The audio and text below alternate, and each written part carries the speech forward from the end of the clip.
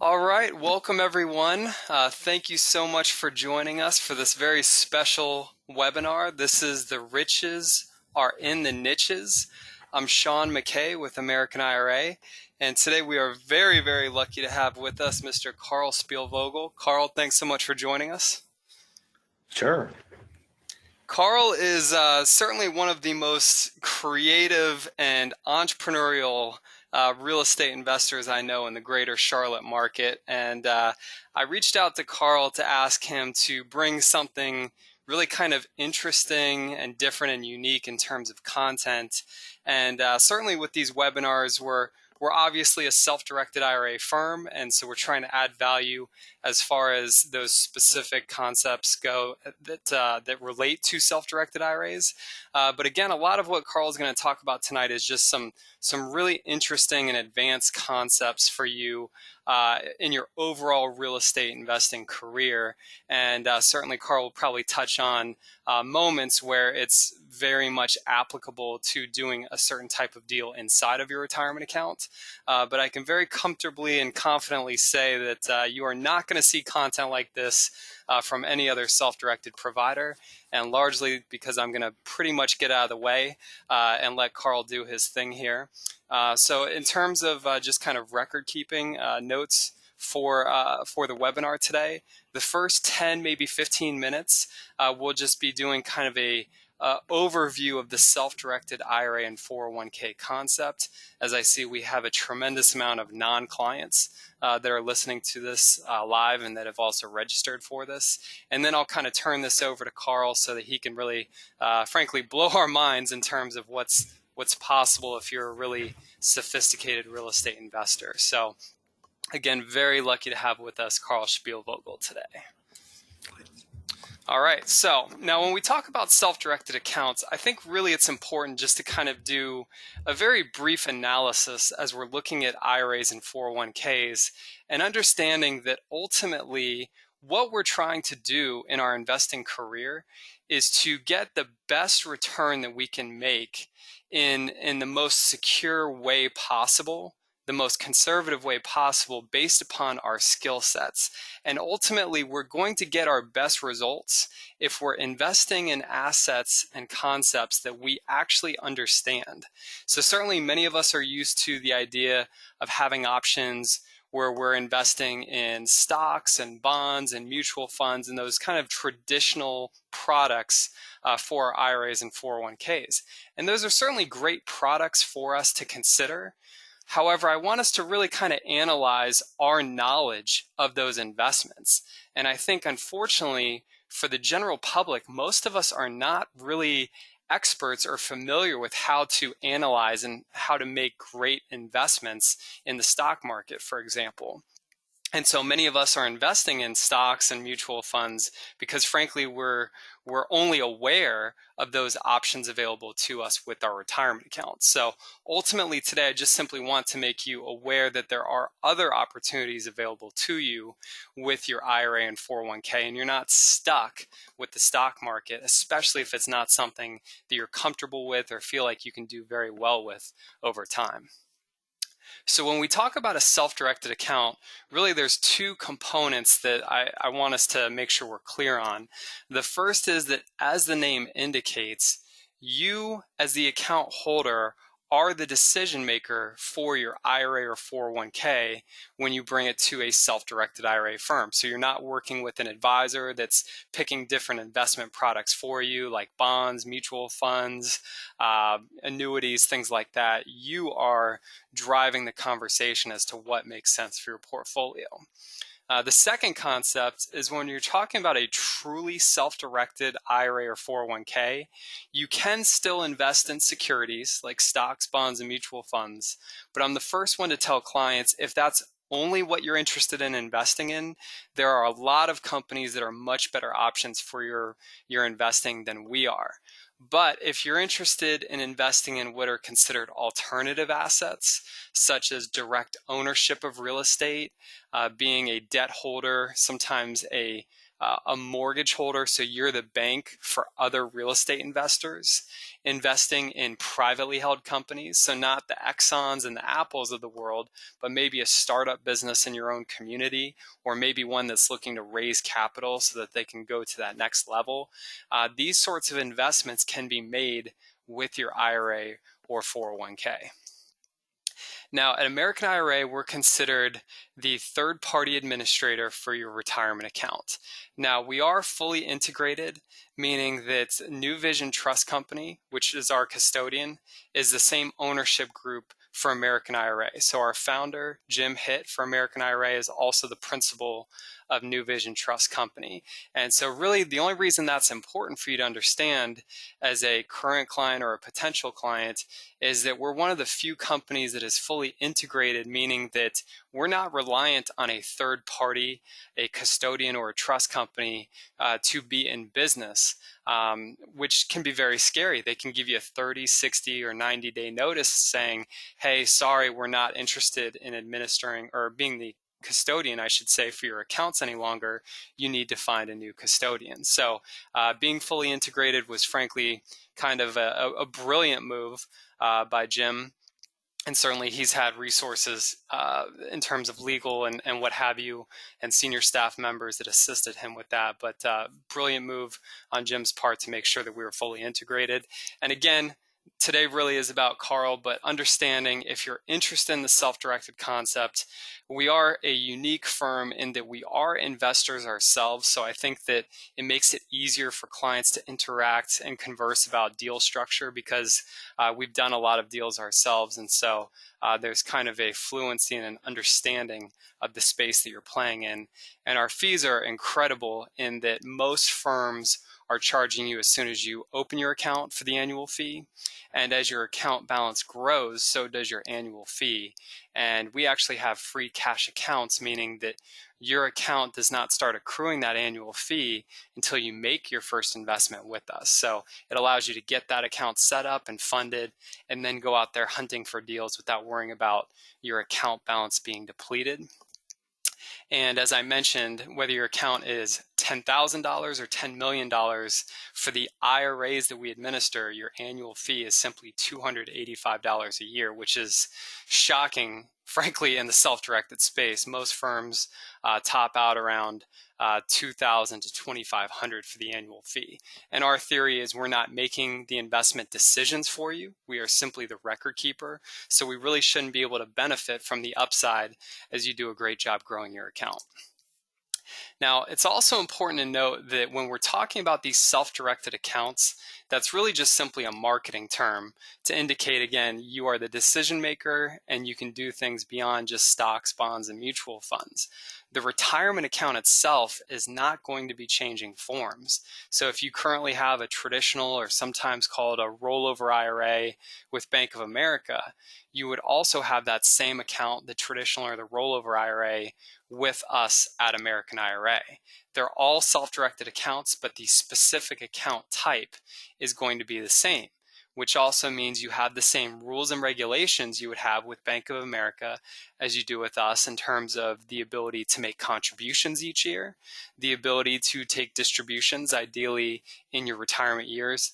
The account itself is identical regardless of the firm that you work with. So as you can see, there's a lot of accounts that can in fact be self-directed. Roths, traditionals, SEPs, Simples, Coverdales, which is an educational account, health savings accounts. If you have inherited a retirement account from a family member or a friend, that can also be self-directed. And many of you have heard about kind of the retirement account on steroids, the solo 401k, and that is definitely an account that can be self-directed, and we do have webinars where we just simply focus on that concept because it is a unique retirement account with some extra benefits to it. But again, all accounts can be self-directed. Now, as you look at the investment options available to you, really the way the IRS code is written is it simply tells us we cannot invest in collectibles or life insurance policies, which basically means almost everything else is available to you as an investor. So on the real estate end of the spectrum, certainly what Karl is going to focus on today, any type of physical real estate can be acquired by your retirement account. So the raw land, condos, townhouses, single family houses, commercial buildings, apartment buildings, industrial, all of those types of physical real estate can be owned by your retirement account. And again, being the debt holder, perhaps for another real estate investor, either a deed of trust or a mortgage, depending upon the state that you live in, your IRA or 401k can be the bank for other real estate investors. We also see clients that will get together for a deal. Maybe it's a larger deal and they need to form an entity like an LLC so that you can have multiple members getting together in a nice clean format, and that singular entity, that LLC, then goes on to make the investment. So there's a lot of ways that you can get involved in that real estate asset class and using your retirement accounts. Now, as you look at the strategies, again, Karl is going to go through a lot of interesting and creative techniques. But in my simple mind, I kind of break a lot of what happens in the real estate investing world into one of a few different general boxes, if you will. So all of these types of investments can be made with your self-directed account. So whether it's rental properties, the fix and flip deals, if you're working what are considered off-market deals where there's not realtors involved and you're a wholesaler, or you're getting options on properties, those types of strategies can definitely be employed. Also, joint ventures is really just kind of another way of saying having your retirement account just simply own a portion of a particular deal. Maybe it owns a 20% interest. Maybe it's a 90% interest. It doesn't have to own the entire loan or direct ownership of the real estate. And again, private lending, sometimes called hard money lending, is really just another way of saying being the bank. So your IRA or 401k is being the bank for other real estate investors. Now, I'm kind of a visual guy, so I'll really kind of leave it at this. Sometimes this is kind of an interesting and unique concept at first shot when you're hearing about these self-directed accounts. So as you kind of visually look at how this plays out, you start in kind of the top left where the IRA is going to be using cash. It's cash to pay for a house, a condo, an apartment building, whatever it may be. And then ultimately, when that asset, that house, throws off, we'll say rental income, or it's a fix and flip where the profits from the sale of that house, all of that flows directly back to that IRA or that 401k. And as you think about it, it's identical to the world of the stock market. If your IRA or 401k purchases shares in a mutual fund and that mutual fund pays a dividend, that dividend flows back to your IRA or 401k, and it's a tax sheltered situation. So it's either tax deferred or tax free, depending upon the type of retirement account you have. So again, just kind of a visual breakdown of the most fundamental components of how this looks. And now we're going to get into the main event. The riches are in the niches. Again, Mr. Karl Spielvogel, the man, the myth, the legend. He is going to blow our mind with how to do some really interesting and creative deals. Karl, are you there? Can you hear me? Yep. Okay, we got you now. Okay, sorry about that. No, I had you on mute there. Okay. Yeah, we do some really cool deals. A lot of the stuff we've learned in the last 3 years, putting this stuff together, trial and error.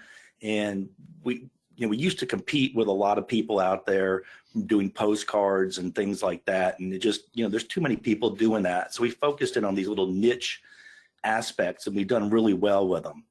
The first one we really like is vacant houses. What we'll do is we have several different ways we find vacant houses, from drive for dollars, dogs. You can get the shut off list. There's a lot of different ways you can find. Also buy lists, like Kent Clothier has a list.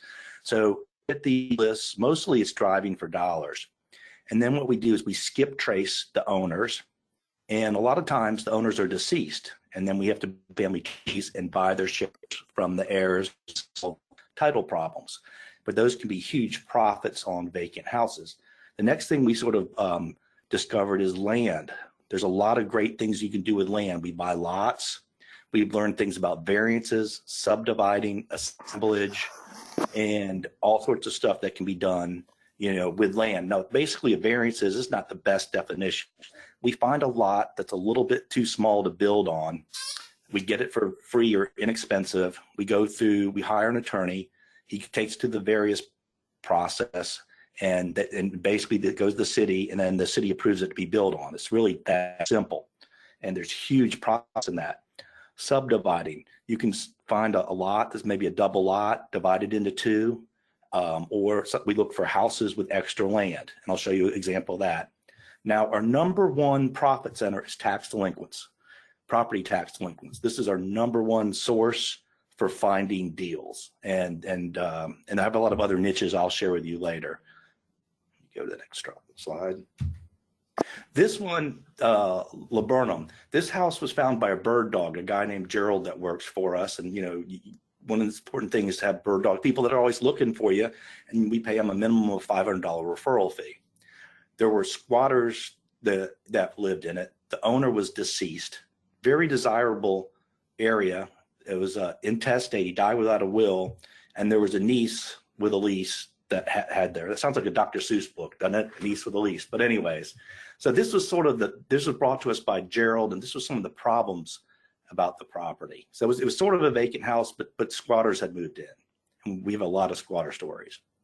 So what we did to solve it is we pulled the ownership information. Every city has what's called a property lookup system, or any major city. So all we did was pull it up, got the guy's name, and then we skip traced him, which is we use a thing called VIN verified.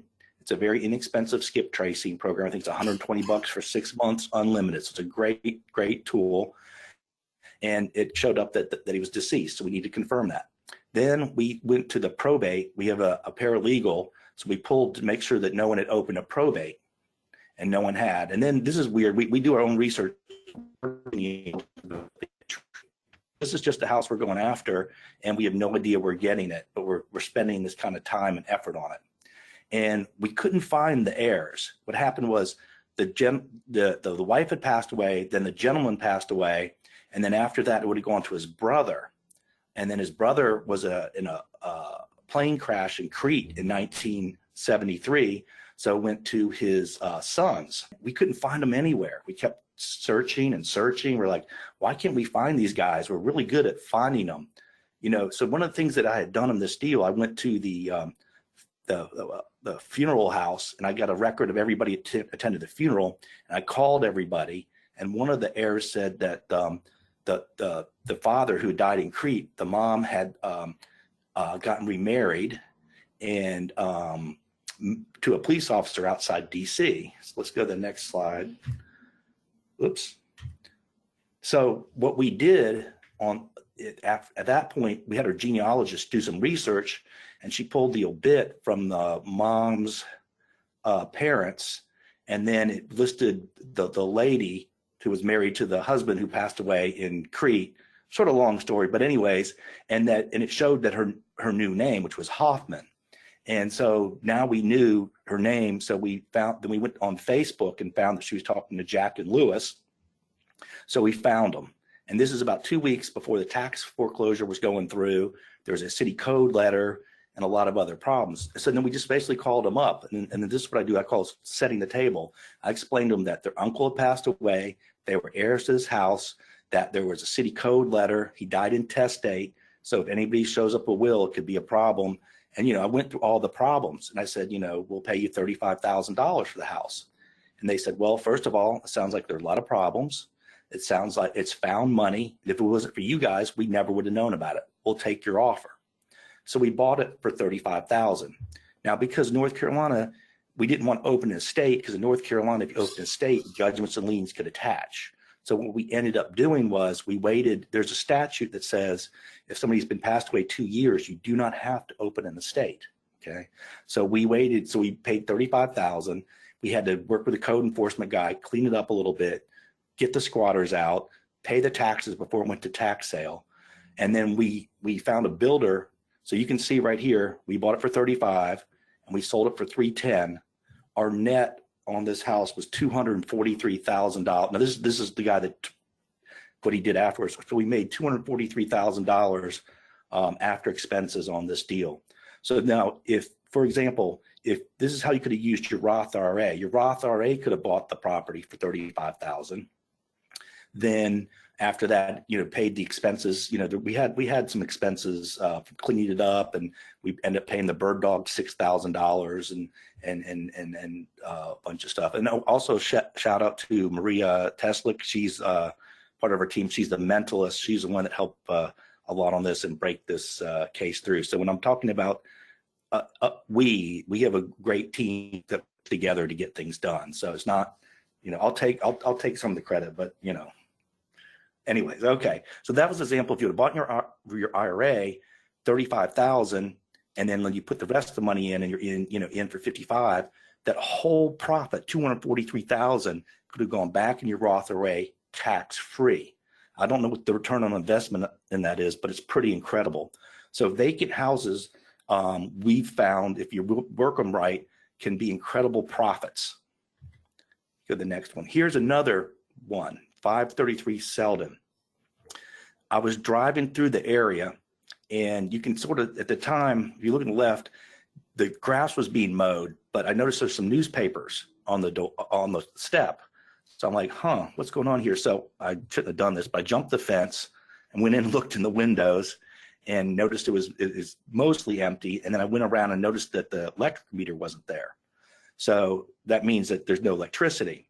So then we pulled up the property lookup system again. In Charlotte, it's called Polaris property lookup system. And then it showed the two owners. Ran them through been verified. It showed that both owners were deceased. So after that, we're like, okay, and then we also noticed the taxes hadn't been paid in like 4 or 5 years.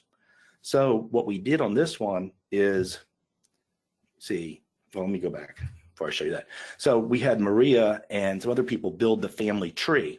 And on one side, there's just one heir. On the other side, there's like 21 heirs. 6 different people passed away. So she built this huge family tree and then made a bunch of phone calls and put it together. And it was a tremendous amount of work. But here's a little key to what we do. We typically find one family member who knows everybody or is, sort of the leader. And we paid her an extra $1,000 to work with the family to get all the signatures for us. I mean, we went and got the signatures, but she called everybody and helped us get it in line. And so he show you. So this one turned out, look at this. This is on one, we had another signature for the other side. There's 21 heirs that we had to get. And one of them was semi-homeless. We threw a little barbecue in a small town in South Carolina where a lot of the relatives went, and we went down and got their signatures. But it was a tremendous amount of work. But this property is worth, we missed, okay. This property, it says right now, its estimate is 180, but realistically, you get 200, 225. We're into this for under $70,000. So if your IRA would have purchased this again and sold it, let's say we sold it for 200, okay, and we're in for less than 70, and you pay a realtor fee and stuff, your IRA could have netted $120,000 investment, $120,000 on a $65,000 investment. Or if you could have gotten even more creative with your IRA, you could have had your IRA pay, maybe whatever the heirs off. Okay, and then you could have borrowed money possibly from someone else's IRA, or your IRA could have borrowed money to finish renovating and pay the rest of the heirs off. So with your IRA, it's not how much money you have, it's how you leverage it. And I'm sure Sean can give you some better examples on how you can actually leverage your IRA. So that was another vacant house. Okay, and then this was another vacant house. This house had been vacant for 8 years or so in Charlotte. So anybody in Charlotte could have gotten this deal, but we have a lot of lazy people in Charlotte. Thank goodness. I'm thankful for that. So what happened on this one, we drove by, it was vacant. I'll show you it was vacant for 8 years. We pulled up the property lookup system again. There was 3 owners on title. 2 of them were deceased. Okay. It was also 8 years tax delinquent. So what we did is we skip traced the one owner that was still living, and I stalked her. I literally stalked her. I went by her house, knocked on her door, left notes, FedEx packages, everything. And I even did a couple of times sit out there drinking beer, waiting for her to come out, but I never was able to catch her. But finally, she called me after 9 months. She said, "Hey, Karl, this is Jane. I hear you're trying to get a hold of me." I said, "Huh? How'd you figure that out?" She goes, "Well, I think you left me enough sticky notes." And I said, "Okay."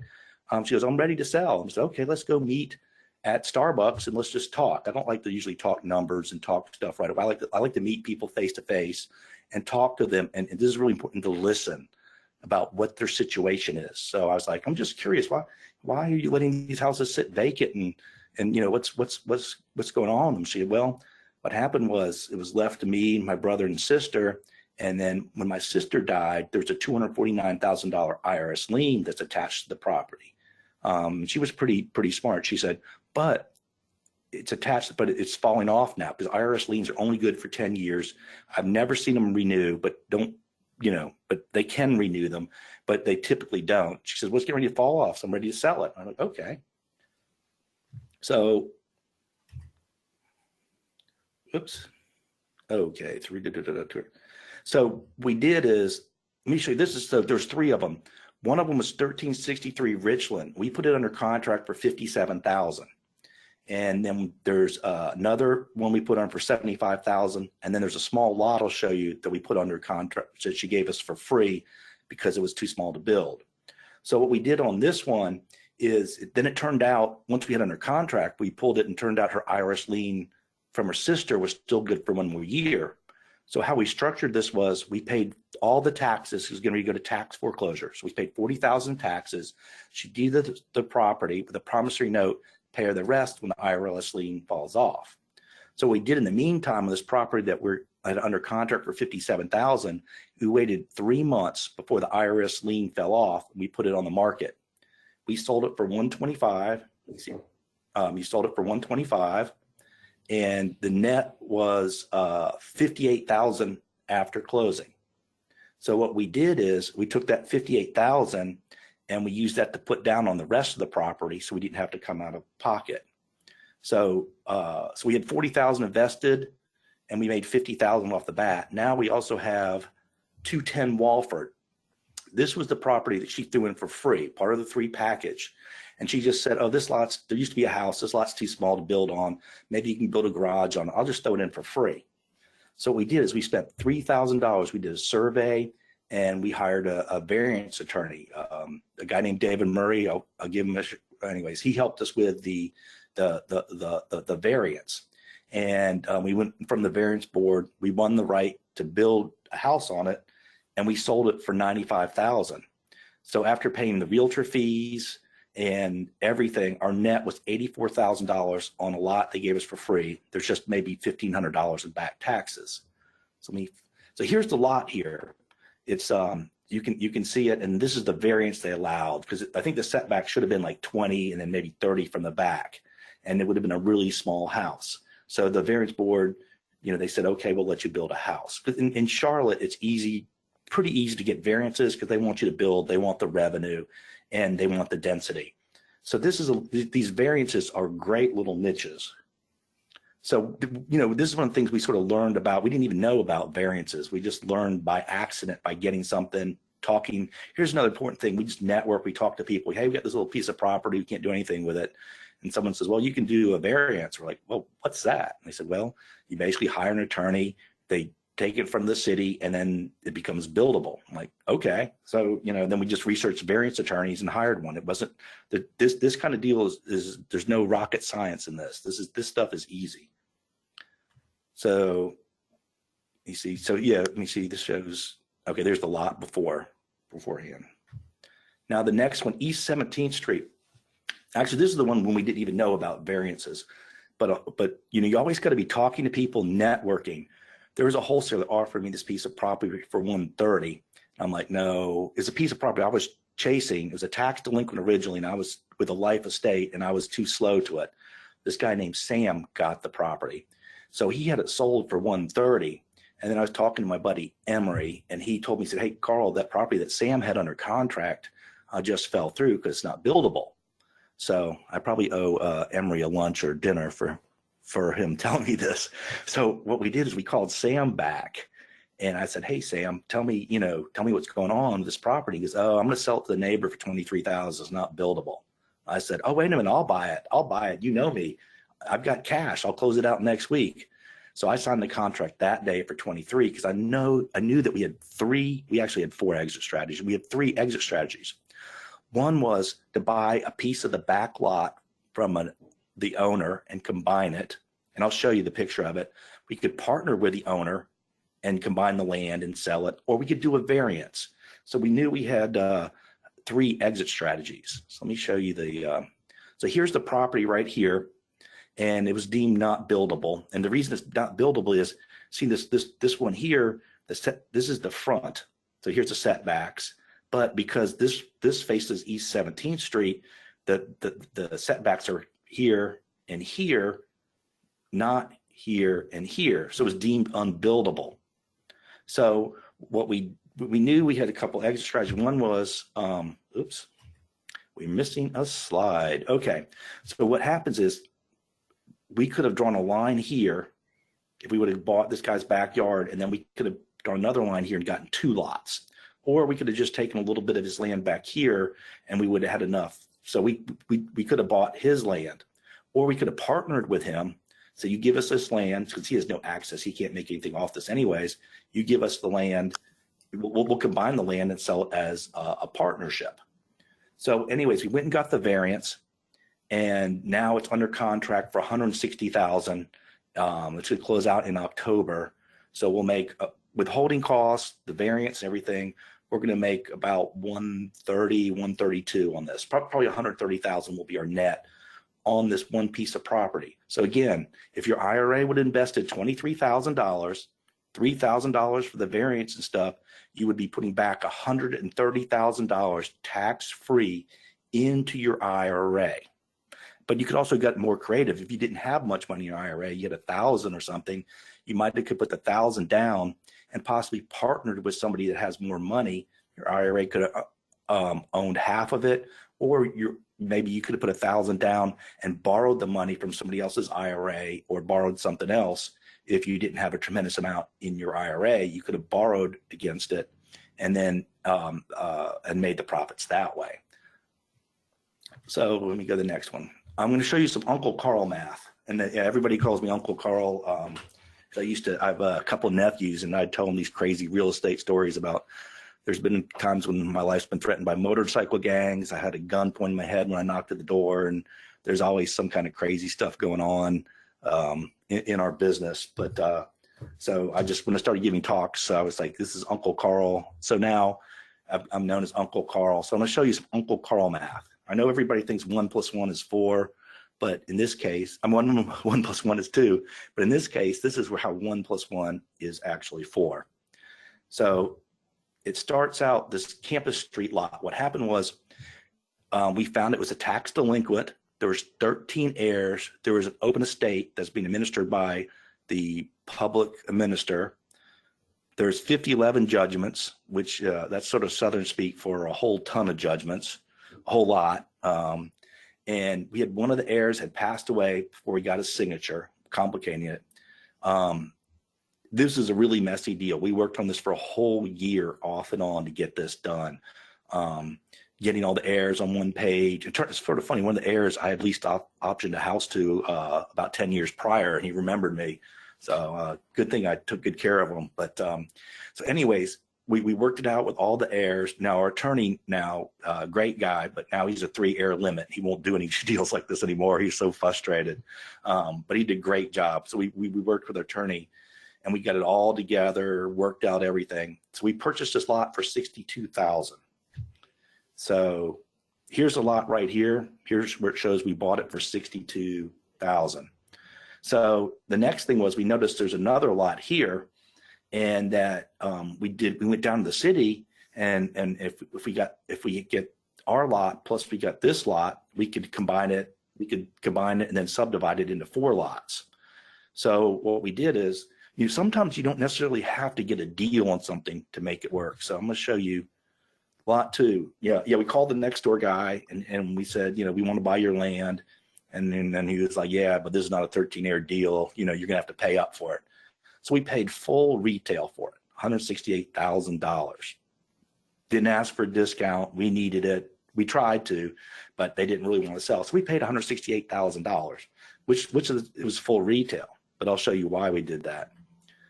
We did, okay, there it shows we bought it for $168,000. Now, this is what we did. Now, this is important to work with your zoning people and your surveyors. So we went down to the city and they said, okay, we got these 2 lots this way. If you face them this way and get it surveyed, you can get 4 lots. So we're like, okay, this is great. So this is how 1 + 1 is 4. So we added the 2 lots together and then subdivided them. Now we have 4 lots. We just closed it out yesterday. And our net, now we borrowed money. This is an example of our IRA. My partner put his IRA money into this. So he put 62,000 and then 168. So, and so all his shares go back into his IRA tax free. And then I'll get paid my money separately. But this is an example of him using IRA money to finance something. And our net was 163,000 on this deal. Now we did have it for a while and it was a fair amount of work. But, you know, the payday was incredible. So now this is an example we talked about. Here's another land example. And we also use a property lookup system. And we find a fair amount of deals on that. We look for houses that have extra land in transitional areas or in an area that's already transitioned. And we can pay full retail for the houses and make money. And the reason this house is off center is because there's actually some more land, and I'll show you. So here's an example of the deal we did. So you can see the picture here and see the house, and there's this extra land over here. So what we did is we went down to the city and said, hey, can we subdivide this lot? And the reason we wanted to do that is, see this lot over here? This sold, well, this sold afterwards, but we knew it was up and coming area, just right near the light rail. But this lot here sold for $115,000. Okay, so let me go to the next slide. So what we did is the city said, oh yes, you can subdivide this. Now we bought this about 1.5 years ago, and from the individual. And I'll tell you how we found them. We looked up the stuff in the property lookup system. It was owned by a corporation. You go to the NC Secretary of State, you type in the corporation, and then they have the annual reports. And the annual reports has the owner's phone number. Literally from the time I looked it up to the time I was on the phone with him was about 2 minutes. That's all it took. And he had bought it for $8,500 years ago. And he's like, well, the light rail is coming. I said, well, that's why we want to pay you a lot for the property. So we bought this property for $70,000. And at the time, that was still a pretty good deal, but the area's come up in value. Right now, see this house over here? This house sold for $165 about 6-8 months ago.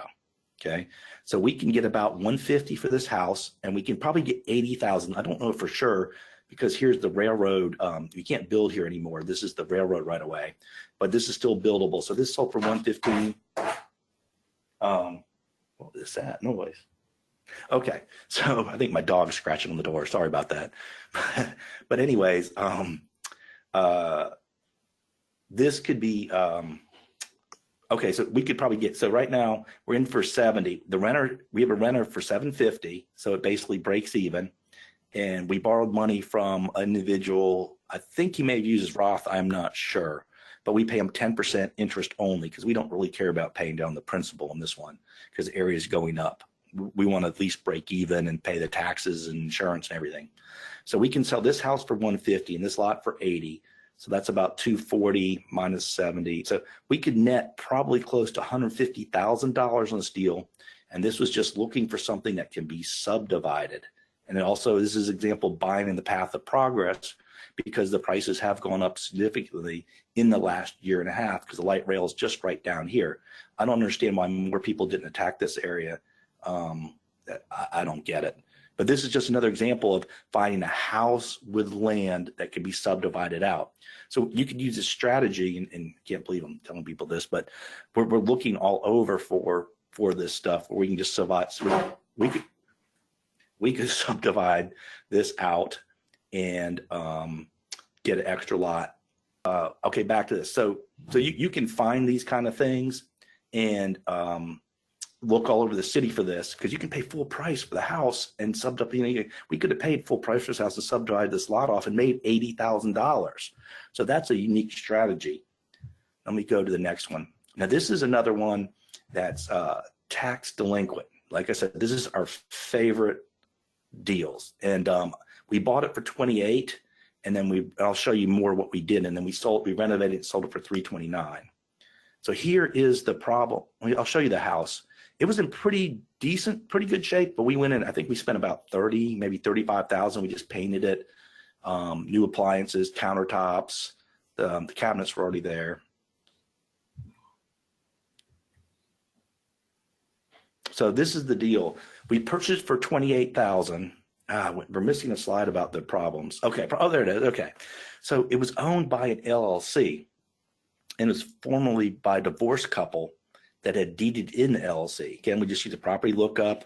We went in and saw who owned the LLC, and there was a 750,000 lien against the individuals, and the wife got the LLC in the divorce. But here's what's important, and here's what made this deal for us, is we did the research. We called, we couldn't find the husband anywhere. We found the wife, and she wouldn't give us much. She wouldn't say much to us. And then we called her mom, and we were talking to her mom, and she said, yeah, there's a 750,000 lien on it. You don't want the property.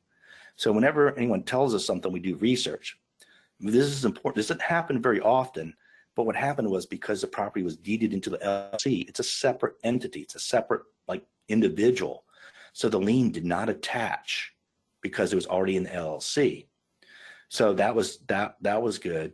And then now here's another problem. It was a defunct LLC because they haven't paid, and the city had, or basically it was no longer basically in existence because they hadn't done the annual reports. But there's a thing in North Carolina called winding down a corporation, which means individuals that own an LLC can still sign off on it and sell it. So we also found out that she got the rights in the divorce. We ended up, Maria finally got through. Again, she's she's a life coach. She works with us, and she got through and then set up the meeting with us. We ended up working with her, and then we're like, she's like, I don't want to have the bad memories, too many problems. I just want to walk away. So we made a deal with her where we purchased it. We purchased it for 28,000. We were able to get title insurance by going around using the winding down the corporation in the LLC. We did 35,000 renovations. These are all approximate numbers. There's $18K tax bill. And we decided we worked a deal to give her 18% of the profits because she was the one. If it wasn't for her, we wouldn't have gotten this deal. So we went back and forth and brought her in. So we sold it for 329. Our share of the profits was 228,000. So after our management fee and everything, and then we gave her a check. I think it was for 37,000. And what I really liked about this deal, when we called her up, and Maria's got that, we were text back. We said, "Hey, your profit check's ready." She said, "Oh, okay." She sort of forgotten about it and didn't think too much. She goes, "How much?" We said 37,000. She's like, something like, "Stop kidding me." I said, "No." She goes, "We're serious." She goes, "I nearly fainted. Are you serious?" She didn't believe us. And then we gave her the check the next day for 37,000 that she wasn't expecting. So, one of the things that we do is a little bit different. I think we look at everybody as our customer, and she gave us opportunity to do something. There's a win-win situation. She's going to walk away, but she gave us opportunity to take over the property. So we thought it was fair to bring her in on the profits. And I love, not all our deals are perfect, but I love when we can create a win-win situation by solving these complex problems that other people can't solve, and they end up getting paid on it too. So that was a really, that warmed my heart that we were able to help her too. Okay, the next one, Sugar Creek commercial property. This one was tax delinquent. Was semi-abandoned commercial property. The building was in rough shape, and if there's these code inspectors that drive around the city, and we were worried that it would be written up for the code enforcement. We wondered there might have also been this older place, possible asbestos and other hazards. And there's also open deed of trust from a deceased note holder. So this has lots of problems. The owner had moved out of town and left the building. I know this is weird, but this happens. And so it was like there's a tax delinquent. Except there's one guy that had a lawnmower shop. We call him Lawnmower Man, but he had a lawnmower shop and he was there for 8 years paying no rent. I don't know why the guy did this, but we skip traced him and found him. And Brandon Maxwell, who's one of our joint venture partners, also like Maria is. He did the heavy lifting on this, and he's the one that made this deal work. So when I say we, again, it's we have a whole team of really great people that work together to get these things done. So what we did is we invested. Now here's what we did. This is sort of unique. We made them a lower offer because there's so many problems. We were worried about the $60,000 tax delinquent bill. So what we did was we made him a lower offer that he didn't like. And because we were afraid of this stuff. So what we did is we partnered with him. Okay. So we ended up putting into a trust where he owned 50% of it and we owned 50% of it. And then we went about solving the problems because we were afraid to pay money and then the code could come or the tax guy could foreclose, you know. So it was risky. So we don't do this a lot, but it's another great niche is to partner with the owner where you have situations like this and where you don't want to put out your money. So we invested $2,500 total in this deal. That was between getting the deed. Actually, it was less than that. It was actually under 2,000. But that was just getting the deed and getting it recorded. And we spent 2,000 to clean it up. We listed it. And then because we had all these problems, we made an agreement with the owner partway through while we're solving the problems to give him $30,000. And he said, that's fine. I said, look, we got all these problems. One of the things we had to track down the deceased note holder's family to get them to satisfy the note. You know, I think it was paid on, but anyway, so we got them to sign off on that. So let me go down to the next slide.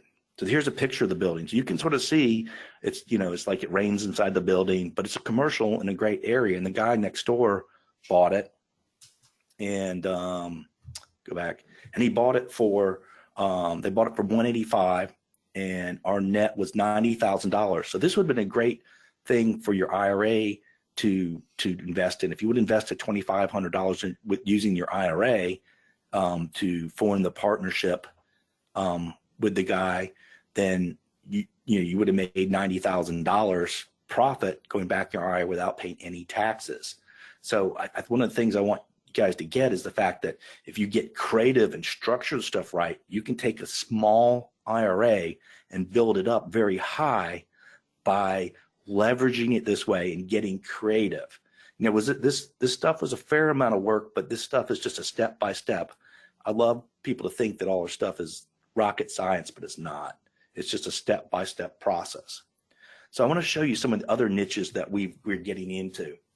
We're doing excess proceeds now. What excess proceeds is, let's say there's a tax foreclosure or foreclosure, and let's say it forecloses on for $50,000, or let's say $50,000 is what it's going to foreclose on. It's at the auction. It goes for the bank wants $50,000. They put it out, for $50,000, and the bid goes up to $100,000.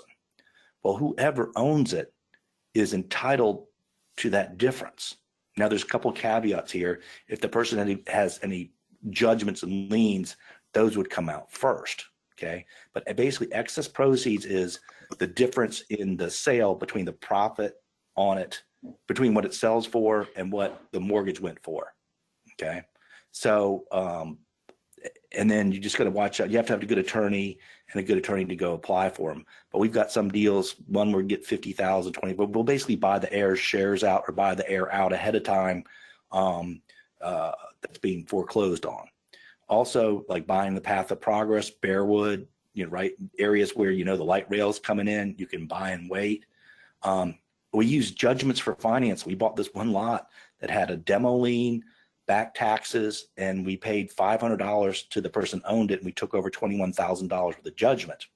And here's another cool little niche, is judgments and liens are only good for 10 years. After that, they're not enforceable. Now, double check all this, your attorney, et cetera, et cetera. So we bought it with a $12,000 demo lien. The city does not renew the demo liens, and it's got 2 more years left. A demo lien, the house was demoed on it. So in 2 more years, that demo lien falls off. And there's one of the years was year 11 for $2,900 in taxes not collectible. So we're going to save another $15,000 off the purchase of that lot by waiting these judgments out. Another way is we discount judgments and mortgages. One of the things that we've done is there was on one of the other deals that Brandon did, there was a second mortgage on it. It's a long story, but it was like $9,000 from 8 years ago, never paid on to an individual. We bought it for $800. Okay, so that's another way. It's on a property that we're doing a short sale on. And we've done stuff where we discounted first mortgages and second mortgages are held. One was actually an IRA owner, had a first mortgage on the property that went bad, and then she discounted it, and we got a discount on it. Oops, go back up. Okay, another thing, we're doing short sales. This property, again, I was telling you about on Mellow. Brandon did a great job. Originally, $76,000 was owed on the mortgage. We got them down to $30,000. This one deal take too long to there was a first, a second, and then a judgment. We actually bought a judgment and foreclosed on a property's piece of land, and we had to settle with the first, the second, and all the other people. There's a lot of different liens and stuff on it. It's a property on Florida Avenue here in Charlotte, and we made $75,000. So that's a real creative way. We're starting to do partition sales, and that's where we'll buy, there'll be two heirs. So we buy one heir's share out, and we try to make a deal with the other. If we can't, then we go to court, and it forces the whole property to sell. And at the court, you can either, if it goes for low enough, you buy it because you get a discount. If it goes for high enough, you own half of it, you cash out. So there's partition sales. We're doing a quiet title action now, where we own a superior interest in a property. It's a long story. But we do a lot of this buying partial ownerships and buying out shares from heirs. If there's a property, there's multiple heirs, it's messy, some of them aren't getting along, we'll go, typically what we do is we try to give them very little money up front, and we pay them when we solve the rest of it. So they'll deed us the property with a promise to pay, and we'll go buy out the different shares, and then typically we can get them all together and we own 100%. And if we don't, then we'll do a partition action to get 100%. And we're always fair. We're always trying to work out deals with them. We're always trying to make it work.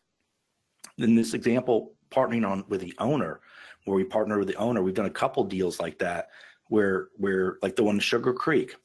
We also do 0% financing, which means if somebody has equity in a property free and clear, we'll give them several offers. Maybe we'll say, well, we can give you $50,000 cash for it, or we can pay you $65,000.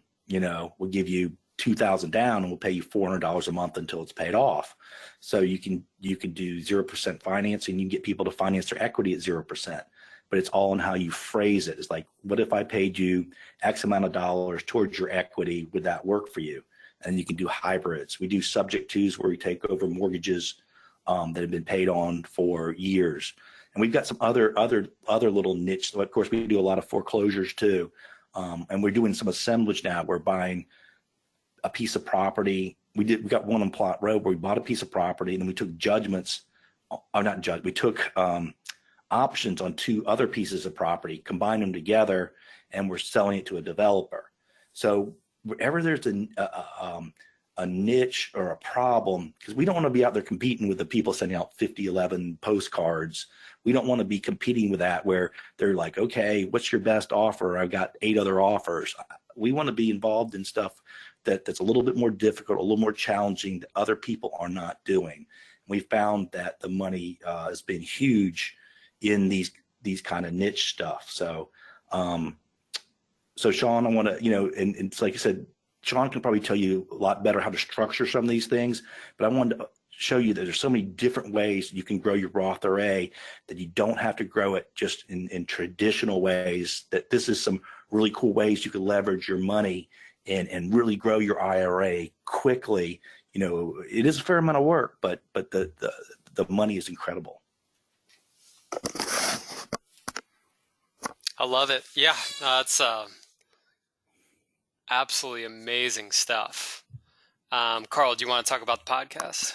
Oh yeah, I've got a podcast. It's Uncle Karl, Uncle Karl's Crazy Real Estate Stories, where we talked about some of the deals and some of the crazy stuff we've had to deal with to get these deals done.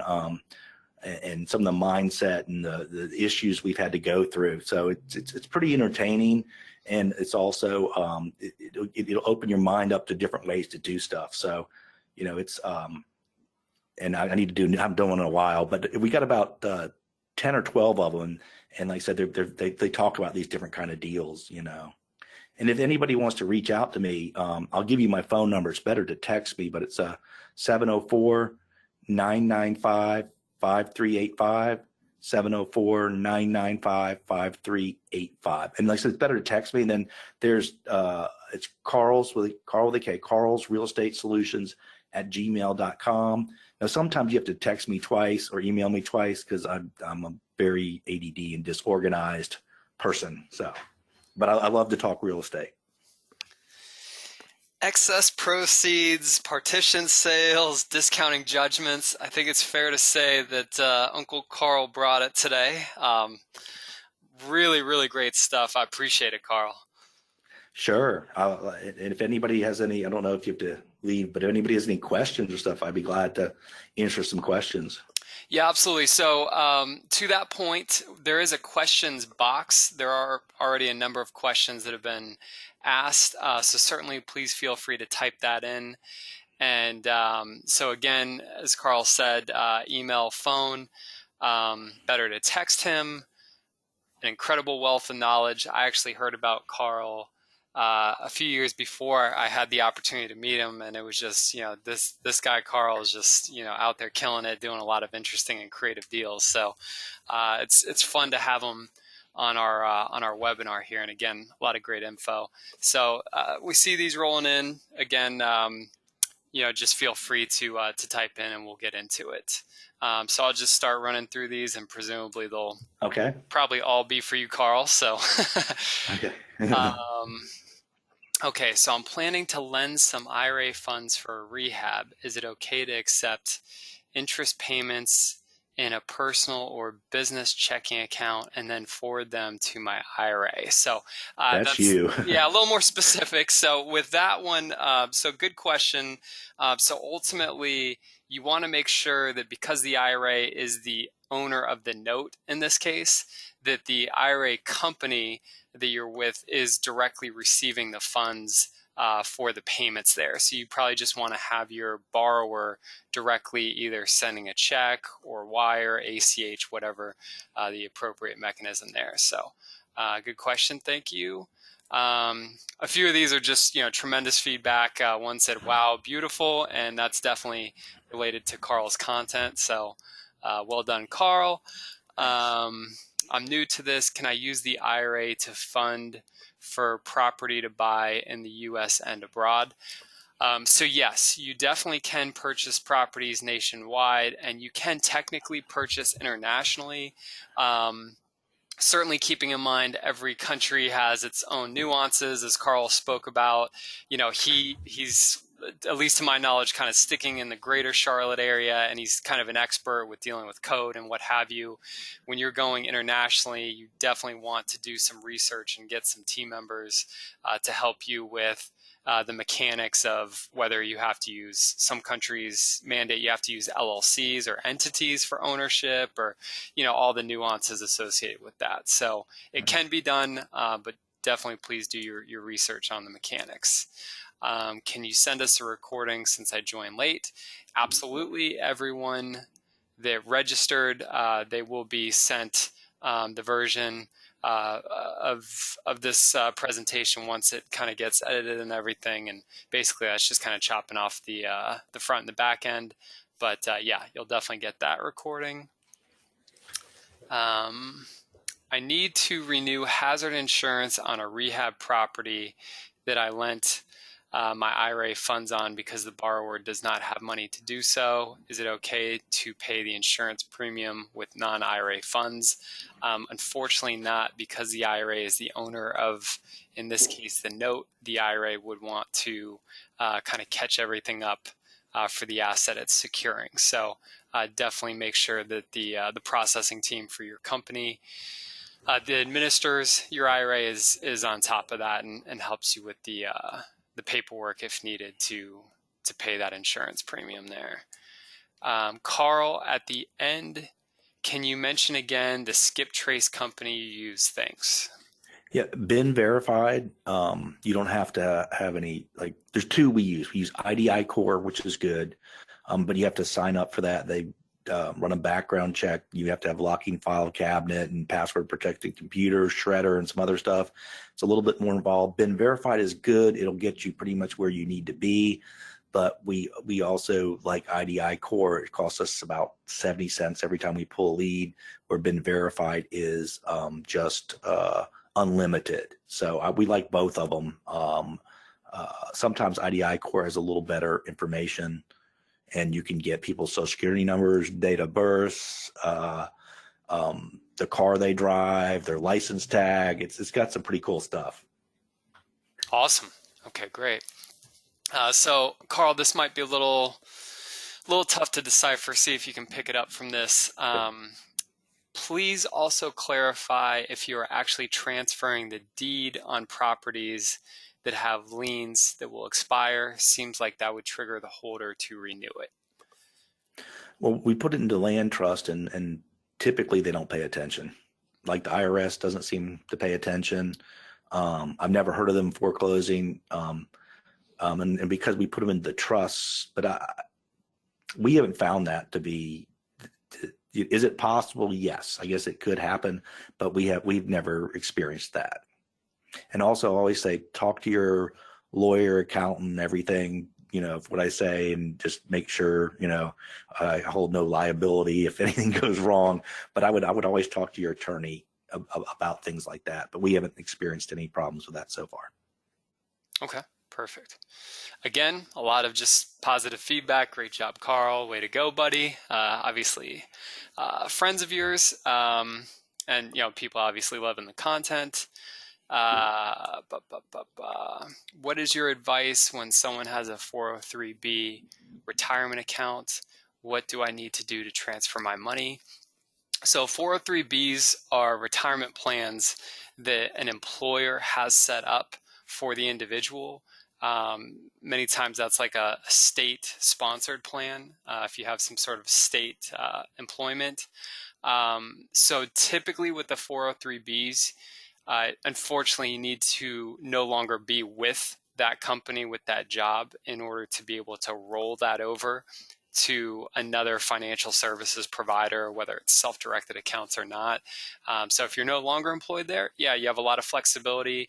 Typically 403bs are pre-taxed accounts, so you'd want to roll over into another pre-taxed, and many times the default is a traditional IRA, and again, that can be self-directed if that's your interest. So thanks for that. To clarify, can you use funds in your IRA to fund your own business deals? So, Karl, obviously this is your presentation. I'll just kind of speak to the mechanics as it pertains to the IRAs and 401ks. The IRS wants to see that you are personally passive with investments that your retirement account makes. As Karl said a number of times, you want to always be in discussions with your CPAs and attorneys on the details of the deals you're doing, because obviously no two deals are completely identical.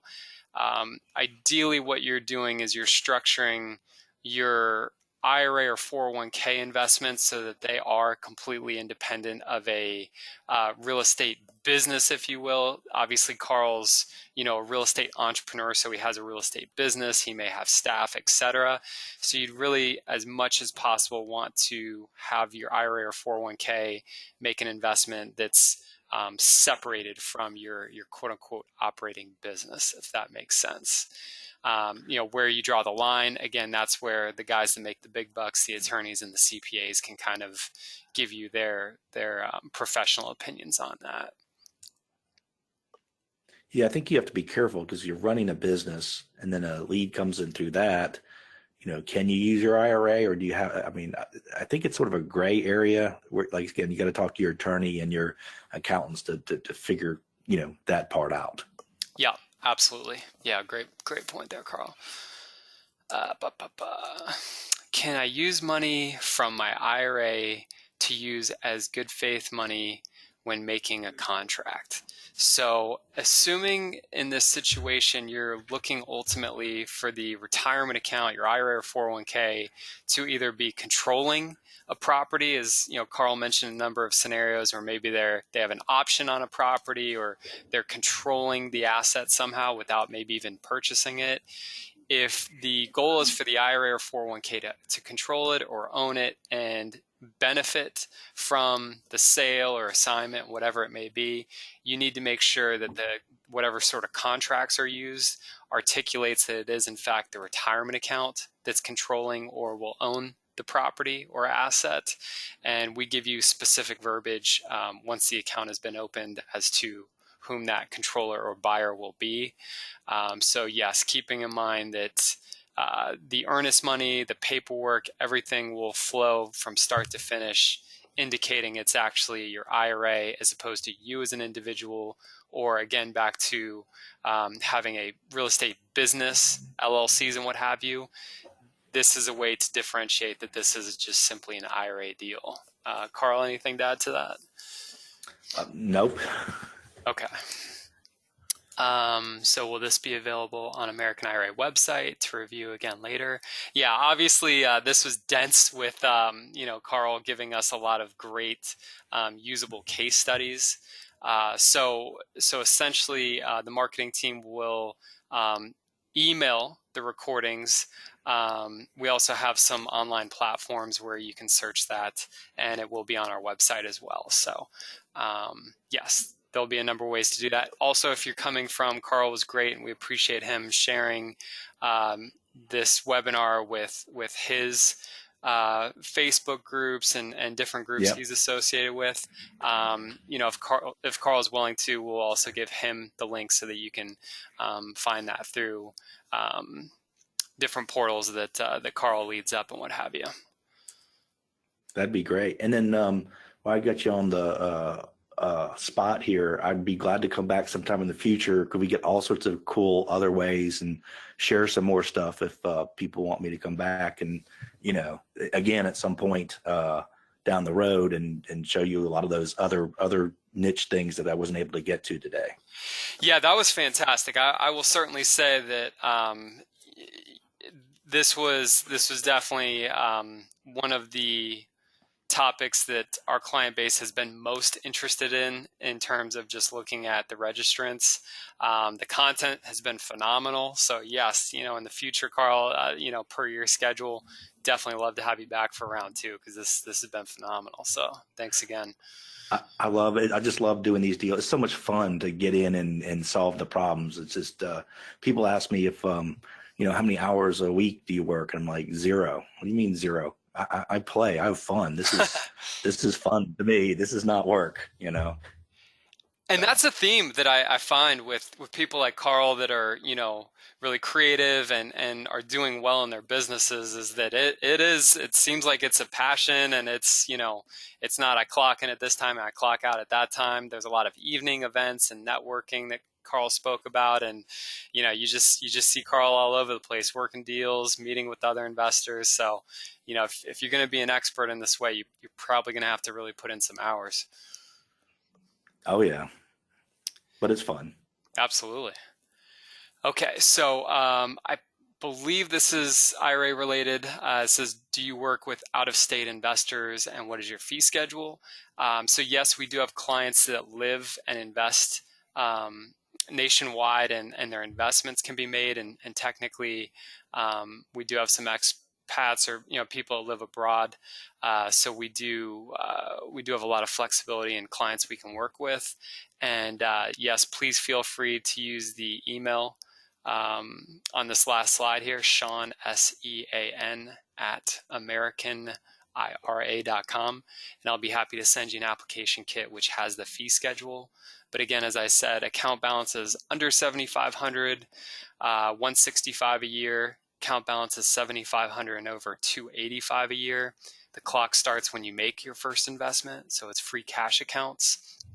We consider a transaction the purchase or the sale of an asset. So buying a house, selling a house, You can do a single transaction for $95 or unlimited transactions for $165 a year.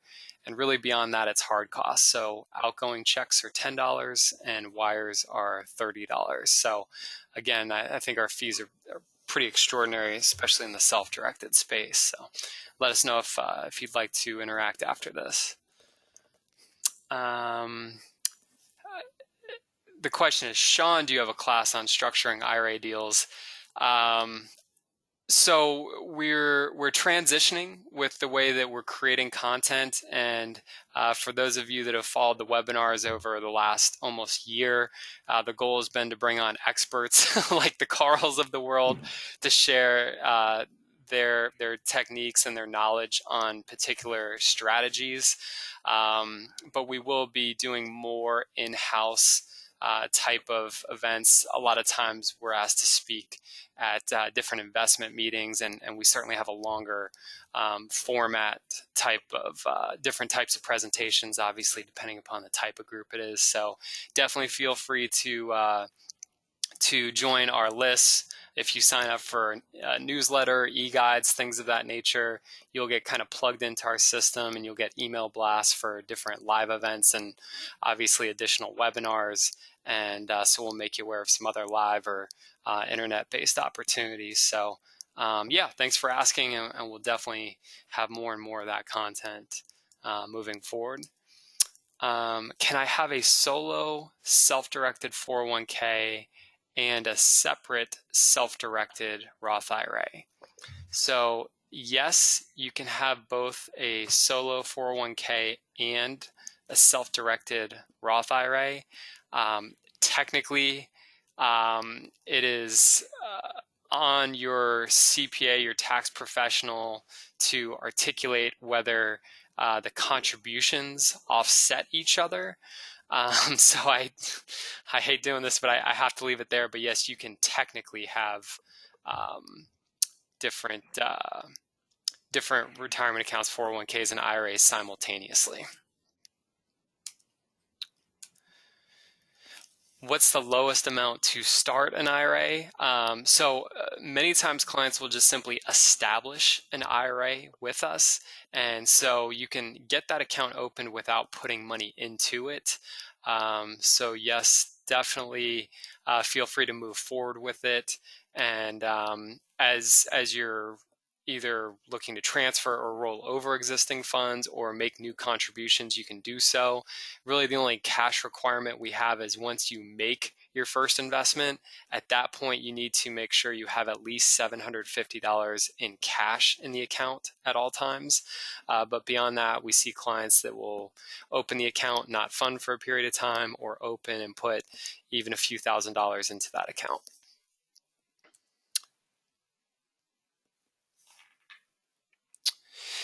So the next question is, can you gather all of your IRAs from all the jobs that you have worked in the past? Yes, you can. The basic analysis will be many times if it's from employers like 401ks, 403bs, through savings plans, those will typically all be pre-taxed accounts. So those can many times be combined and essentially boiled down into just simply one pre-taxed account with us. And again, we're not advising, but many times traditional IRAs is kind of the default go-to pre-taxed account. But there are other accounts like the solo 401ks, which are fantastic if you qualify for those. So yes, you can combine those all, and maybe you have one post-tax account like a Roth IRA. So maybe you have a traditional with us and a Roth with us as well. Karl, we're getting a lot of feedback that they want you back for additional webinars. So again, if you're up for that, I think there's definitely an interest in that. Yeah, I love to talk. I love to share stuff, and people can reach out. And like, I'm pretty busy, but reach out to me if you've got, questions and stuff. And we were mainly in Charlotte, but we do want to do deals elsewhere too, But yeah, feel free to reach out to me about deals and situations. If my staff and I can help out, we got some really incredible partners here, and we've learned a lot of really cool stuff. So we'd be glad to help out where you can. Awesome. So just two more here. And so Karl, if you don't mind, this question, I think it's probably best for us to both answer it. I'll just kind of do a preliminary, and you can certainly add as much as you want to this. What options do I have to go after someone I lent money to out of my IRA and they are not paying it back? So just from the IRA end of the spectrum, just keep in mind that if you're going to be hiring any foreclosure attorneys, any sort of resources to help you recoup monies, please make sure that it is actually your IRA or 401k, depending on the account, that is paying those resources for those services rendered. Because again, the IRA is the owner of the note and may end up being the owner of the property. Karl, do you have any sort of technicals you want to get into there? Well, if it's attached to the property, you probably could foreclose or maybe go. A lot of times I like to, no matter what it takes, go sit down with the person and just say, look, let's try to work. So I always try to say, look, I know you're in a bad spot. Let's just open up the situation. Let's just sit down and talk. And sometimes you're face to face, say, look, I know, so I would first try that. I guess if it's attached to a mortgage, I don't know if it's exactly, you can foreclose. And then there's people, like if you have a note against a property, you might be able to sell it for a discount and somebody else would take over the problems and foreclose or work out something with the person that you lent the money to. It also depends, is it a secured or unsecured? I wouldn't never loan money to people unsecured because the rate of payback is so small. Yeah, and we echo that. Unfortunately, the clients that make unsecured loans, their ability to get paid back, it's stunningly low. So, as Karl said, hopefully it is secured and either working it out in conversations or hiring professional resources, attorneys to help. Yeah. And then or just sell it. Somebody, or just you can sell the note. Yeah. Non-performing. Do you have any sort of rough, just general percentage in terms of discount that you think that non-performing notes tend to yield? I think it depends on the situation. Was it a rehab? Is it a house? I think there's a lot of different factors. And to be honest, I really don't know a whole lot about what they go for on that. But there's people out there that buy those all the time. Maria, who works for us, she's one of our partners. She has, if you want to reach out to me, I think she even buys them too. I think she's starting to buy those things, and she has a list of people that buy defaulted paper also. Beautiful. Okay, well that's good to know. Yeah, good luck with that. Sorry it's not working out to this point, but hopefully it gets back on track there. And then the last one is just, can you open a self-directed IRA as an LLC? So can you open a self-directed IRA as an LLC? You can. I'll take this from two angles. Sometimes there's a little confusion with the IRAs. Do they have to be attached to companies or entities like an LLC to make contributions? They do not. Individual retirement accounts can just simply be tied to you as an individual, opening a Roth, a traditional, whatever it may be, and then making contributions. And then there are employer-sponsored plans like solo 401ks, SEPs, and Simples that really are mostly going to be geared towards people that have a business. Karl has a real estate business, so his business could have a retirement plan like a SEP, a Simple, a Solo K. If the angle is, can the IRA form an LLC? Some of you may have heard of checkbook control. Yes, the IRA can have an LLC. It can create an LLC where the basic functionality is the IRA is maybe the sole member, maybe it's one of many members, and then there's going to be an individual that is a manager for that LLC that's writing checks, signing documents, going to closings, really interacting and representing the members, if you will, for that LLC. So please let me know if I missed that. But yeah, Sean, yes, please. Well, let me add one other thing too. Sometimes when you're loaning people money in your IRA onto one property and nothing wrong, you only have that one property. So one of the things that people do, if they'll cross collateralize it. In other words, they'll loan money on one property, and then let's say there's another property that has a bunch of equity. They'll put a second on that property, so you have two pieces of collateral. So that may be one thing in the future. Sometimes I'm just throwing out some stuff. You may have two different rates. One, if you're going to loan money in your IRA, it's just one piece, and they're doing renovations. I've noticed some deals like that go really bad. But if they have another piece of property, a lot of equity, and then you cross collateralize it, you're in a better situation. You put a first on the one property that you're loaning money for them to buy and fix up, and then they have another property, or maybe they have another property that's free and clear, or another property with a lot of equity. You also attach a second to that, and it's cross collateralized, and they're going to be more likely to pay you when you have more collateral against them than just one piece. So that's just maybe something to think of. Yeah, Carl, I think that's a great point. And, so one thing that I think this is maybe a decent place to just kind of introduce that, like you said, is that I love the cross collateralization. There's an individual in town that does new builds, and sometimes he's just looking for some down payment money to get into that new build. And or he's looking for more money, but I'm kind of limited in terms of my ability to provide capital on the deal. So as Carl said, you can lend money on a free and clear, maybe just a little rental property. Maybe it just has a very small first, and the total loan to value is going to be still 50, 60, maybe 70%. And then that capital can be used by that builder to put the down payment, get the project started, whatever they need to do. And as Carl said, you're better collateralized. Maybe it's a little safer, cleaner, easier if it's just that nice little rental property, as opposed to being a tiny second on a big spec deal. And then if the market goes south, things can get really ugly, and you can get buried. And I'm not Carl, and I don't have the tools to get out of those deals easily. So yeah, great point, Carl. Thank you. Perfect. So it looks like that's it for today. Again, just a ton of great info, Carl. Thank you so much. Sure. Everyone stayed for your whole presentation, and I wish that was the case when I did presentations by myself. So I'm going to assume that is definitely your value that you're bringing today. Any final thoughts as we close it out? No, like I said, reach out to me if you got any questions, and if we can be of any help. And I appreciate you having me on here. I enjoy these talks. They're a lot of fun for me.